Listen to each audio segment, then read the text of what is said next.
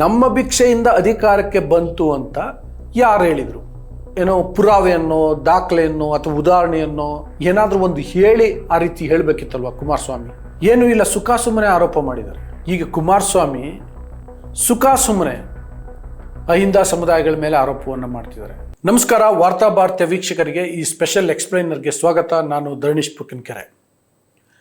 ನಮ್ಮ ಭಿಕ್ಷೆಯಿಂದ ರಾಜ್ಯದಲ್ಲಿ ಕಾಂಗ್ರೆಸ್ ಪಕ್ಷ ಅಧಿಕಾರಕ್ಕೆ ಬಂದಿದೆ ಅಂತ ಅಹಿಂದ ಸಮುದಾಯದ ಜನ ಹೇಳ್ತಿದ್ದಾರೆ ಅಂತ ಮಾಜಿ ಮುಖ್ಯಮಂತ್ರಿ ಹಾಗೂ ಕೇಂದ್ರ ಸಚಿವ ಎಚ್ ಡಿ ಕುಮಾರಸ್ವಾಮಿ ಆರೋಪ ಮಾಡಿದ್ದಾರೆ. ನನಗೆ ಭಾಳ ಆಶ್ಚರ್ಯ ಆಗ್ತಿದೆ. ಕುಮಾರಸ್ವಾಮಿ ಮಾತಾಡಿರೋದು ಹುಬ್ಬಳ್ಳಿನಲ್ಲಿ ಈ ಅಹಿಂದ ಸಂಘಟನೆ ಹುಟ್ಟಿ 25 ವರ್ಷ ಆಯ್ತಲ್ಲ, ಅದರ ಅಂಗವಾಗಿ ನಿನ್ನೆ ಒಂದು ವಿಚಾರ ಸಂಕಿರಣ ನಡೀತು. ಸತೀಶ್ ಜಾರಕಿಹೊಳಿ ಅದನ್ನು ನೇತೃತ್ವ ವಹಿಸಿದ್ರು. ಅಹಿಂದವನ್ನು ರಿವ್ಯಾಂಪ್ ಮಾಡಬೇಕು ಅನ್ನುವ ನಿಟ್ಟಿನಲ್ಲಿ ಮಾತಾಡಿದ್ರು. ಆ ಥರ ಚರ್ಚೆಗಳು ನಡೀತಿದ್ದಾವೆ. ಈ ಹಿನ್ನೆಲೆಯಲ್ಲಿ ಕುಮಾರಸ್ವಾಮಿ ಮಾತಾಡಿ ನಮ್ಮ ಭಿಕ್ಷೆಯಿಂದ ಕಾಂಗ್ರೆಸ್ ಅಧಿಕಾರಕ್ಕೆ ಬಂತು ಅಂತ ಅಹಿಂದ ಜನ ಮಾತಾಡ್ಕೊಳ್ತಿದ್ದಾರೆ ಅಂತ ಹೇಳಿದ್ದಾರೆ. ಈ ಹಿನ್ನೆಲೆಯಲ್ಲಿ ಕುಮಾರಸ್ವಾಮಿಗೆ ಒಂದು 3-4 ಪ್ರಶ್ನೆ ಮಾಡಬೇಕು ಅಂತ ಅನಿಸುತ್ತೆ. ಮೊದಲನೇದಾಗಿ, ನಮ್ಮ ಭಿಕ್ಷೆಯಿಂದ ಅಧಿಕಾರಕ್ಕೆ ಬಂತು ಅಂತ ಯಾರು ಹೇಳಿದರು? ಎಲ್ಲಿ ಹೇಳಿದ್ದಾರೆ? ಹೋಗ್ಲಿ, ಇಡೀ ಅಹಿಂದ ಸಮುದಾಯದ ಯಾವುದಾದ್ರೂ ಸಂಘಟನೆ ಅಥವಾ ಯಾವುದಾದ್ರೂ ಜಾತಿ ಅಥವಾ ಯಾವುದಾದ್ರೂ ನಾಯಕರ ವರ್ತನೆ ಆ ರೀತಿ ಇದೆಯಾ? ಒಂದೇ ಒಂದು ಏನೋ ಪುರಾವೆಯನ್ನು, ದಾಖಲೆಯನ್ನು ಅಥವಾ ಉದಾಹರಣೆಯನ್ನು ಏನಾದರೂ ಒಂದು ಹೇಳಿ ಆ ರೀತಿ ಹೇಳಬೇಕಿತ್ತಲ್ವ ಕುಮಾರಸ್ವಾಮಿ? ಏನೂ ಇಲ್ಲ, ಸುಖ ಸುಮ್ಮನೆ ಆರೋಪ ಮಾಡಿದ್ದಾರೆ. ಜೊತೆಗೆ ಇನ್ನೊಂದು ಪ್ರಮುಖವಾದ ಪ್ರಶ್ನೆಯನ್ನು ಮಾಡಬೇಕು. ಅಹಿಂದ ಬಗ್ಗೆ ಎಚ್ ಡಿ ಕುಮಾರಸ್ವಾಮಿ ಅವರಿಗೆ ಯಾಕಿಷ್ಟು ಅಸಹನೆ?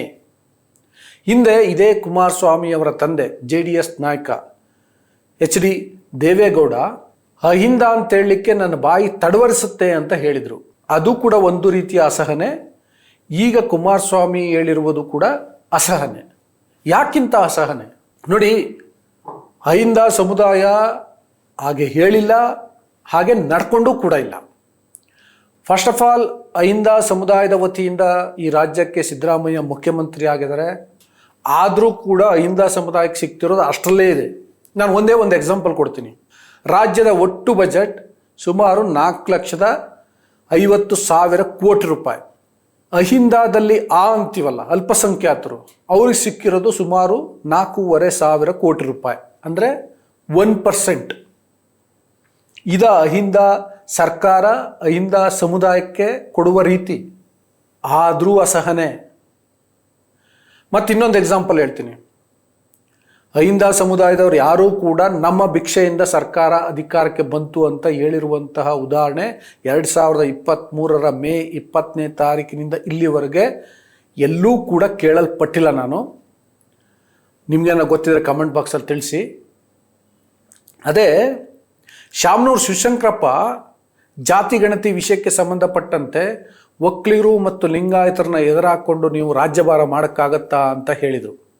ಆ್ಯಕ್ಚುಲಿ ಅದು ದರ್ಪ, ದಿಮಾಕು, ದೌಲತ್ತು. ಅದ್ರ ಬಗ್ಗೆ ಯಾರೂ ಮಾತಾಡಲಿಲ್ಲ. ಅದು ಯಾರಿಗೂ ಖಂಡಿಸ್ಬೇಕು ಅಂತಲೂ ಅನ್ನಿಸ್ಲಿಲ್ಲ. ಈಗ ಕುಮಾರಸ್ವಾಮಿ ಸುಖ ಸುಮ್ಮನೆ ಅಹಿಂದ ಸಮುದಾಯಗಳ ಮೇಲೆ ಆರೋಪವನ್ನು ಮಾಡ್ತಿದ್ದಾರೆ. ಅಹಿಂದ ಸಮುದಾಯಗಳಿಗೆ ಏನೂ ಸಿಕ್ಕಿಲ್ಲ ಅಂತ ನಾನು ಒಂದು ಎಕ್ಸಾಂಪಲನ್ನು ಹೇಳಿದೆ. ಅಂಥದ್ರಲ್ಲೂ ಅಂದರೆ ಅವರಿಗೆ ಅರ್ಹವಾಗಿ ನ್ಯಾಯವಾಗಿ ಕೊಡಬೇಕಾದನ್ನು ಕೊಡ್ತಿಲ್ಲ. ಅದೊಂದು ಕಡೆ ಒಂದು ರೀತಿಯ ಅನ್ಯಾಯ. ಇನ್ನೊಂದು ಕಡೆ ಅವರು ಮಾಡದೇ ಇರುವಂಥ ತಪ್ಪನ್ನು ಅವ್ರ ಮೇಲೆ ಹೊರಿಸುವಂತಹ ಒಂದು ರೀತಿಯ ದುರಾಲೋಚನೆ. ಇದು ನನ್ನ ಪ್ರಕಾರ ಅಸಹನೆ. ಅದಕ್ಕೆ ನಾನು ಆವಾಗ ಅಸಹನೆ ಎಂದೆ, ಅಥವಾ ಅಸಮಾಧಾನ. ಬಟ್ ಇದು ಅಹಿಂದ ಸಮುದಾಯ ಒಗ್ಗಟ್ಟಾಗಿಲ್ಲ ಅನ್ನುವ ಕಾರಣಕ್ಕೋಸ್ಕರ ಈ ರೀತಿ ನಡೀತಾ ಇದೆಯಾ ಏನು ಅಂತ ಗೊತ್ತಿಲ್ಲ. ಈಗ ಫಾರ್ ಎಕ್ಸಾಂಪಲ್, ಅಹಿಂದ ಸಮುದಾಯಗಳೆಲ್ಲವೂ ಕೂಡ ಒಗ್ಗಟ್ಟಾದವು ಅಂತ ತಿಳ್ಕೊಳ್ಳಿ. ಆಗ ಈ ರಾಜ್ಯದ ಜನಸಂಖ್ಯೆಯಲ್ಲಿ ಅಹಿಂದದು ಎಷ್ಟಾಗುತ್ತೆ ಪರ್ಸೆಂಟೇಜ್ ವೈಸು? ಸುಮಾರು 75%. ಆಗಲೂ ಈಗ ಮಾತಾಡೋಕ್ಕಾಗತ್ತಾ? ಅವ್ರು ಒಗ್ಗಟ್ಟಾಗಿಲ್ಲ ಅಂತ ಈ ರೀತಿ ಆರೋಪಗಳನ್ನು ಮಾಡಲಾಗ್ತಿದೆ. ಹುಬ್ಬಳ್ಳಿಯಲ್ಲಿ ಅಹಿಂದದೊಂದು ವಿಚಾರ ಸಂಕಿರಣ ನಡೀತಿದೆ. ಅಹಿಂದ ಮರುಹುಟ್ಟು ಪಡ್ಕೊಳ್ತಿದೆ. ಅಹಿಂದ ಬಗ್ಗೆ ಅರಿವು ಮೂಡಿಸಲಾಗ್ತಿದೆ, ಜಾಗೃತಿ ಮೂಡಿಸಲಾಗ್ತಿದೆ ಅನ್ನುವ ಕಾರಣಕ್ಕೆ ಅಸಹನೆಯಿಂದ ಅಥವಾ ಅಸಮಾಧಾನದಿಂದ ಈ ರೀತಿ ಹೇಳಿದ್ದಾರೆ. ಬೀಸು ಹೇಳಿಕೆ. ಕುಮಾರಸ್ವಾಮಿ ರಾಜ್ಯದ ಮುಖ್ಯಮಂತ್ರಿ ಆಗಿದ್ದವರು, ಕೇಂದ್ರ ಸಚಿವರಾಗಿರುವಂಥವರು, ಅವರು ಜವಾಬ್ದಾರಿಯುತವಾಗಿ ಮಾತಾಡಬೇಕಲ್ಲ. ಈಗ ಅದಕ್ಕೆ ಏನಾದರೂ ಪುರಾವೆಗಳಿದ್ದರೆ, ದಾಖಲೆಗಳಿದ್ದರೆ, ಯಾವ್ದಾದ್ರು ಉದಾಹರಣೆ ಇದ್ದರೆ ಕೊಟ್ಟು ಮಾತಾಡಿದ್ರೆ ಓಕೆಪ್ಪ, ಏನೂ ಇಲ್ಲ ಎಂತ ಇಲ್ಲ. ಸುಮ್ಮನೆ ಅಹಿಂದ ಸಮುದಾಯದ ಜನ ನಮ್ಮ ಭಿಕ್ಷೆಯಿಂದ ರಾಜ್ಯ ಸರ್ಕಾರ ಅಧಿಕಾರಕ್ಕೆ ಬಂತು ಅಂತ ಹೇಳ್ತಿದ್ದಾರೆ. ಒನ್ಸ್ ಅಗೇನ್ ಎಲ್ಲಿ ಹೇಳಿದ್ದಾರೆ, ಯಾರು ಹೇಳಿದ್ದಾರೆ, ಈ ಪ್ರಶ್ನೆಗಳು ಸಹಜವಾಗಿ ಹುಟ್ಟುತ್ತೆ ಅಲ್ವಾ. ನೋಡಿ, ಅಹಿಂದ ಸಮುದಾಯ ಒಗ್ಗಟ್ಟಾಗಿಲ್ಲ, ಜಾಗೃತವಾಗಿಲ್ಲ ಅನ್ನೋ ಕಾರಣಕ್ಕೆ ಇಂಥ ಹೇಳಿಕೆಗಳೆಲ್ಲ ಅಷ್ಟು ದೊಡ್ಡ ಮಟ್ಟದಲ್ಲಿ ಚರ್ಚೆ ಆಗ್ತಿಲ್ಲ. ಹೆಂಗೋ ಅವರು ನಡೆದೋಗ್ತಿದೆ. ಒಮ್ಮೆ ಜಾಗೃತರಾದರೆ ಆ ಅಹಿಂದ ಸಮುದಾಯ ಒಟ್ಟಾಗಿ ತಿರುಗಿ ಬಿದ್ದರೆ ಬಹುಶಃ ಈ ರೀತಿ ಆಗಲಿಕ್ಕಿಲ್ಲ. ಅಲ್ಲಿವರೆಗೆ ಈ ರೀತಿ ಹೇಳಿಕೆಗಳು ಅಥವಾ ಶಾಮನೂರು ಶಿವಶಂಕರಪ್ಪ ಹೇಳಿದ್ರಲ್ಲ, ಆ ರೀತಿ ಹೇಳಿಕೆಗಳೆಲ್ಲ ನಡೀತಿರ್ತವೆ. ಅಲ್ಪಸಂಖ್ಯಾತರಿಗೆ ಯಾವ ಪರಿಸ್ಥಿತಿ ಆಯಿತು ಅಂತ ಮೊನ್ನೆ ನೋಡಿದ್ದೀವಿ. ದಾವಣಗೆರೆ ಬೈ ಎಲೆಕ್ಷನ್ನಲ್ಲಿ ಸುಮಾರು 75-80 ಸಾವಿರ ಜನ ಇದ್ದಾರೆ.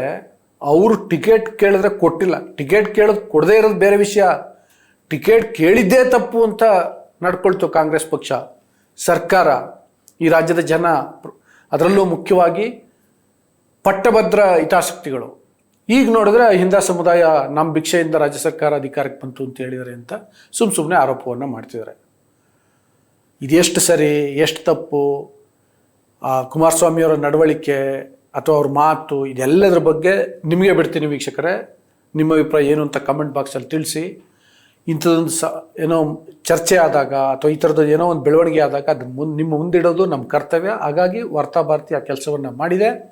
ಅದಕ್ಕೋಸ್ಕರ ನಾನು ರಿಕ್ವೆಸ್ಟ್ ಮಾಡ್ತಿದ್ದೀನಿ, ನೀವು ಇನ್ನೂ ವಾರ್ತಾಭಾರತಿಯನ್ನು ಸಬ್ಸ್ಕ್ರೈಬ್ ಮಾಡಿಲ್ಲ ಅಂದರೆ ದಯವಿಟ್ಟು ಸಬ್ಸ್ಕ್ರೈಬ್ ಮಾಡಿ. ಅದೇ ರೀತಿ ಲೈಕ್ ಮಾಡಿ, ಶೇರ್ ಮಾಡಿ, ಬೆಲ್ ಬಟನನ್ನು ಪ್ರೆಸ್ ಮಾಡಿ. Thank you. ನಮ್ಮ ಕಾರ್ಯಕ್ರಮಗಳನ್ನು ನೀವು ನೋಡ್ತಾ ಇದ್ರೆ ನಮ್ಮ ಚಾನೆಲ್ ಅನ್ನ ಸಬ್ಸ್ಕ್ರೈಬ್ ಮಾಡಿ, ಪಕ್ಕದ ಬೆಲ್ ಐಕಾನ್ ಒತ್ತಿ ನಮ್ಮನ್ನ ಬೆಂಬಲಿಸಿ. ಹಾಗೆ ನಮ್ಮ ಕಾರ್ಯಕ್ರಮಗಳನ್ನ ಲೈಕ್ ಮಾಡಿ, ಕಮೆಂಟ್ ಮಾಡಿ, ಅದನ್ನ ಬೇರೆಯವರಿಗೂ ವಾಟ್ಸ್ಆಪ್ ಮೂಲಕ ಶೇರ್ ಮಾಡಿ. ನೀವು ಹೀಗೆ ಮಾಡಿದಾಗ ನಮ್ಮ ಚಾನೆಲ್ ಇನ್ನಷ್ಟು ಮತ್ತಷ್ಟು ಜನರಿಗೆ ತಲುಪಲು ನೀವು ನಮ್ಮೊಂದಿಗೆ ಸಹಕರಿಸಿದ ಹಾಗಾಗುತ್ತೆ. ಇದು ನೀವು ಯಾವುದೇ ಖರ್ಚಿಲ್ಲದೆ ಕೆಲವೇ ಸೆಕೆಂಡುಗಳಲ್ಲಿ ನೀಡಬಹುದಾದ ಸಹಕಾರ. ಧನ್ಯವಾದಗಳು.